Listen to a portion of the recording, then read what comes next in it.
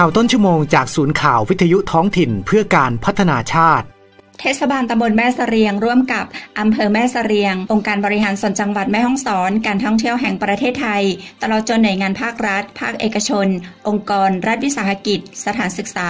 ภาคประชาชนในพื้นที่ร่วมกันแถลงข่าวความพร้อมการจัดงานประเพณีออกวาเทศกาลออกพรรษาแม่เสรียงประจำปี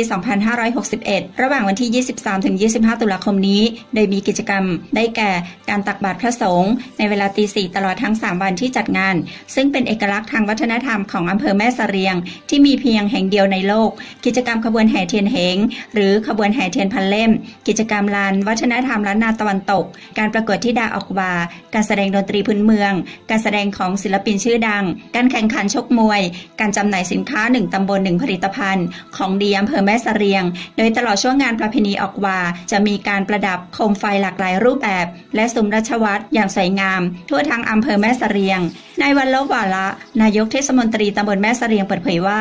งานประเพณีออกวาเทศกาลออกพรรษาแม่เสรียงปีนี้ทุกภาคส่วนได้มีความร่วมมือจัดงานอย่างยิ่งใหญ่คาดว่าจะมีนักท่องเที่ยวเข้าร่วมเป็นจำนวนมากซึ่งทางผู้จัดงานได้เตรียมความพร้อมทางด้านกิจกรรมหลากหลายและความปลอดภัยในชีวิตทรัพย์สินของผู้เที่ยวงานเพื่อให้นักท่องเที่ยวและประชาชนทุกท่านได้รับความสุขความประทับใจประสบการณ์ที่ดีกลับไปจึงขอเชิญชวนนักท่องเที่ยวและพี่น้องประชาชนที่สนใจเที่ยวชมงานประเพณีออกวาเทศกาลออกพรรษาอำเภอแม่เสรียงซึ่งเป็นเอกลักษณ์ทางวัฒนธรรมที่มีแห่งเดียวในโลกเพชรนาไทยสถานีวิทยุคลื่นเสียงสารวินจังหวัดแม่ฮ่องสอนรายงาน